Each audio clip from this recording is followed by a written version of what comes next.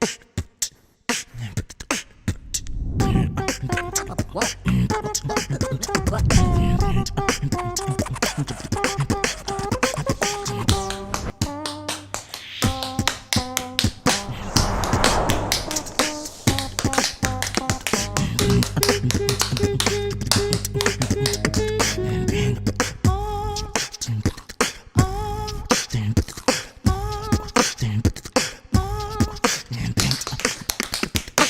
bày bắp sốt mơ KFC.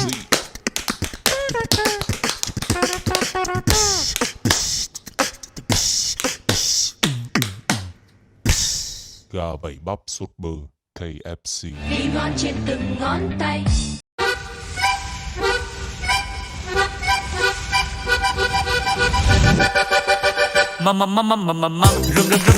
Rum ha ha hi hi đến Jollibee giòn ghê rum cái nhạc cùng mê ngon bưng giác quan thối gà giòn rum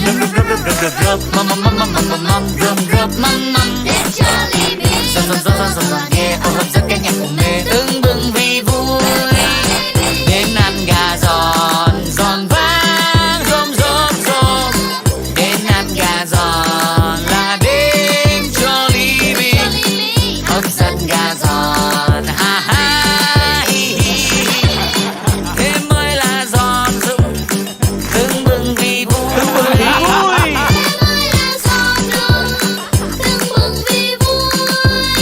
thế mới là giòn rụng tưng bừng vì vui.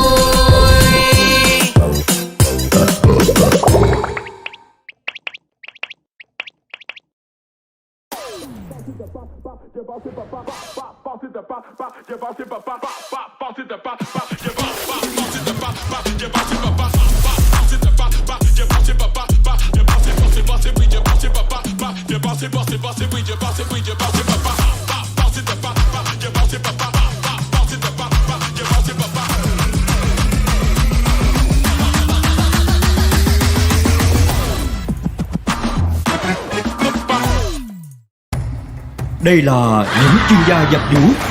Họ luôn tin rằng để áo quần trắng sáng chỉ có cách chà vò thật mạnh, chà vò bất kể thời gian. Chỉ có giò thật mạnh, chà thật lâu thì áo quần mới trắng sáng. Ngạc nhiên chưa? Giới thiệu thai trắng đột phá mới với công thức cải tiến. Không cần chà vào nhiều, bạn vẫn có thể loại bỏ vết bẩn cứng đầu, cho áo quần luôn trắng sáng. Thai trắng đột phá, trắng sạch dễ dàng với Thai. Vị ngon nồng say, gà tteokbokki hạt điều mới, sốt tteokbokki cây nồng, phủ điều thơm giòn.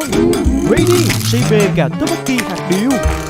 Gà tteokbokki hạt điều, vị ngon nồng say.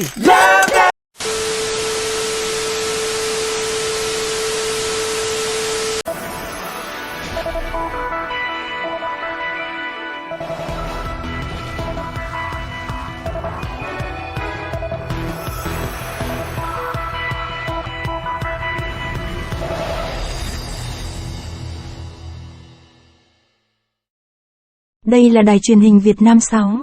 Chương trình thông thường đã bị tạm dừng vô thời hạn do tình trạng khẩn cấp quốc gia đang diễn ra sẽ cho phép bạn và gia đình hành động. Chờ thông báo khẩn cấp này. Đây là đài truyền hình Việt Nam 6. Chương trình thông thường đã bị tạm dừng vô thời hạn do tình trạng khẩn cấp quốc gia đang diễn ra sẽ cho phép bạn và gia đình hành động. Chờ thông báo khẩn cấp này.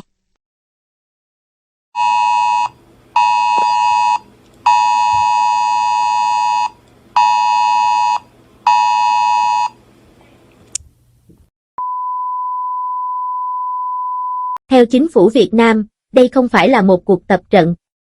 Đây là hệ thống phát sóng khẩn cấp hiện đã hoạt động đầy đủ. Đây là lời tuyên bố bắt đầu cuộc thanh trừng hắc ám được Chủ tịch nước Việt Nam phê chuẩn. Vũ khí cấp 4 trở xuống đã được phép sử dụng trong cuộc thanh trừng bóng tối.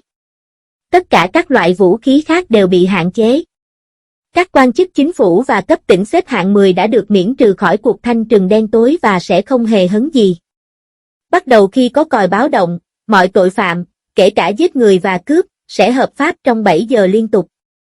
Các dịch vụ cảnh sát, cứu hỏa và y tế khẩn cấp sẽ không hoạt động cho đến sáng mai lúc 7 giờ 30 phút sáng theo giờ chuẩn Việt Nam khi The Đắc Cúc kết thúc.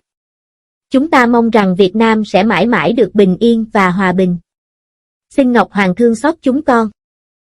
According to the government in Vietnam, this is not a drill. This is an emergency broadcast system which is now fully operational. This is the announcement for the commencement of the Dark Purge sanctioned by the President of Vietnam. Weapons of Class 4 and lower have been authorized for use during the Dark Purge. All other weapons are restricted. Government and provincial officials of ranking 10 have been granted immunity from the Dark Purge and shall be unharmed. Commencing at the siren, any and all crime, including murder and robbery, will be legal for 7 continuous hours. Police, fire, and emergency medical services will be unoperational until tomorrow morning at 7:30 a.m. Vietnam Standard Time when the Dark Purge concludes. We hope that Vietnam will be safe and peaceful forever. May Ngoc Hong have mercy on us all.